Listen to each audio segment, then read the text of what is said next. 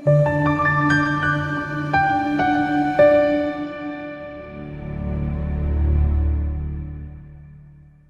esithokozisa njengokuhlala nabalaphi bendabuko abaqotho abamkantshubovu elwazini lokwelapha, abantu abazimisele ngokusebenza, abantu inhliziyo yabo esebantwini, abantu abangabuki interest yabo but ababuki interest yabanye abantu. So namhlanje nasehleli la nomkhulu omelaphi wendabuko kuyena kuze wathi selilekelele sibheke futhi la lona udaba lokwelapha. Umkhulu kuSimosezulu esimntanda kwaNongoma KZN. Mkhulu kunjani?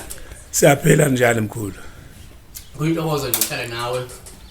Noma kuthiwa besibambe lesinamathizithize kodwa ngoba sihleli nawe vele kube nokuphila.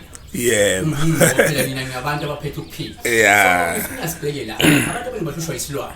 Yeah. And uma behlushwa isilwane, uma uthi ngapha uyamela aphatha yona isilwane. Uthi ngapha athi nesilwane. Uthi lona athi nesilwane, lesilwane sihambe sivala isimo senhlala.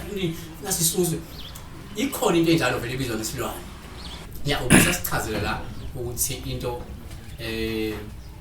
isilwane singavela ngenxa yokuthi abathakathi bahlale phansi bakwakhela isilwane, wakuveza futhi isilwane singadalwa ukuthi mhlawumbe isimo seyidalwa zakho esingcolile noma umuntu onedlozi noma isimo samadlozi esekwembethe kodwa sangahlanjululwa bese sihambe sesiphenduka isilwane. Ukhona ukunyonga kwengeza kulokho? Yebo ukhona pastor weningi. Uyabona umuntu uma uthothi wakhipha isisu noma waphuphunyelwa isisu, kuyenzeka lengane mayilokho engayigezi iphenduke ivele imbelethe emahlombe, mayohlola thiwa hayi unesilwane, angithi siphenduke ithunzi la kuye. Uyabona kahle ngamanye amazwi into ephenduka ngileke ithunzi, kungaba ithunzi ukuthi ushonelwe wangagezwa bese leli lokuyithunzile la kuyithunzi hambe sivala izinto. Yebo ngokwehlukana njengoba ngisho ukuthi okunye kuyenziwa, okunye kuyavela ngokungalandeli ukuthi wehlelwe lesimo njengoba ngikalekisa ngokuphunyelwa isisu.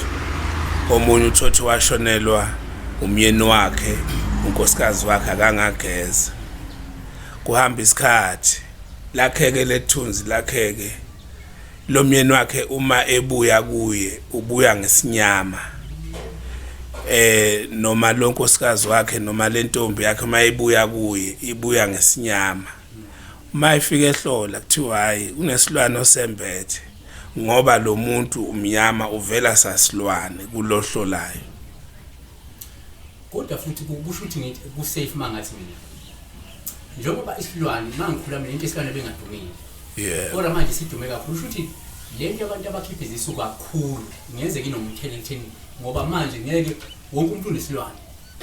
Futhi ngenzeka inawo lo mthelo ukuthi abantu indlela abayiphatha ngayo manje iyona eseyenza ukuthi mola nokuthakathi indlela esiphila ngayo manje seyiyona yenza ukuthi umuntu alale isilwane ukuthi lo ukhipha isisu mina ngilala naye sengithatha lethunzi lakhe ngoba akageziwe nami ngiyathatha lethunzi so liyamultiply kanjalo kakhulu ngoba omunye kuyamehlela aphunyelwe isisu angasho, usethole linye isoka, usethole useyaqhubeka alale, lo manje alala naye manje usethola lesinyama, uzothi ngahamba sokuvaleka into zakhe, mathi uyahlola thiwa hayi wena unesilwane. So iyalapha lento ngoba njengoba ihlupha abantu abaningangaka kulula kuyilapha noma ayilapheki?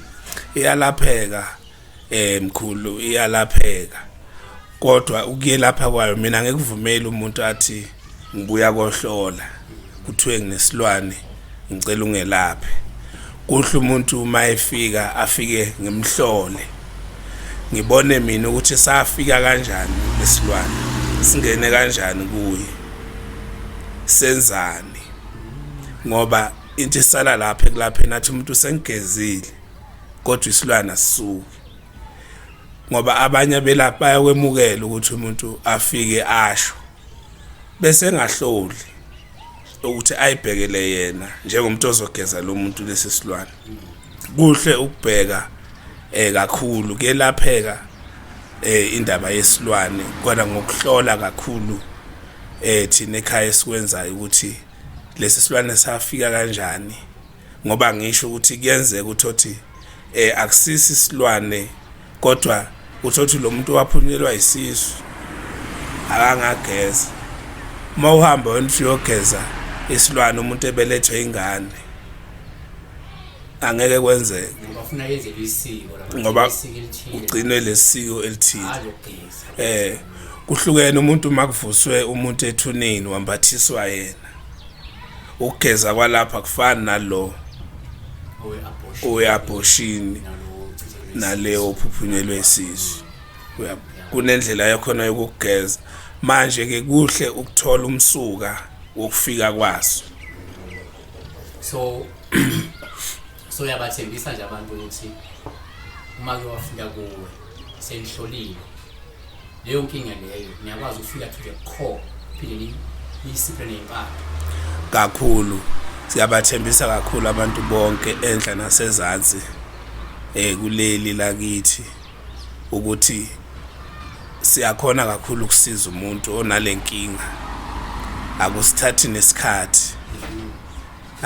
nesikhathi ngoba siyalandela kakhulu, siyabuka ukuthi siyasuka yini, ngoba ikakhulukazi nje umuntu uma eseyithunzi wabukeka eyisilwane ufuna ulalele noma ugeza lo ukuthi uyasuka, ngoba kuyenzeka ugeza omunye angavumi ukusuka ngendlela ukuthi manje sofune kwenziwe ezinye indlela ezithile zokuthi asuswe lo muntu. Siyabonga. Besikhuluma ngesilwane. Sibheka ukuthi isilwane sikhona.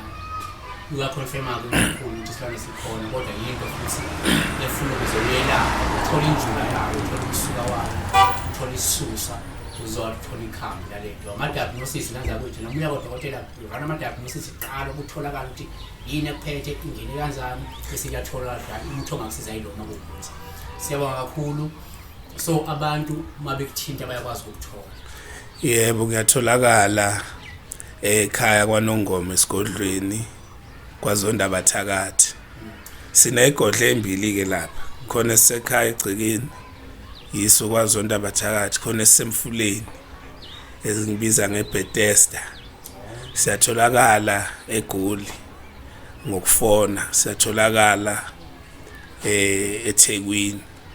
Kuhle ukuhlela umuntu afone sikuhlele lokho. Siyabonga.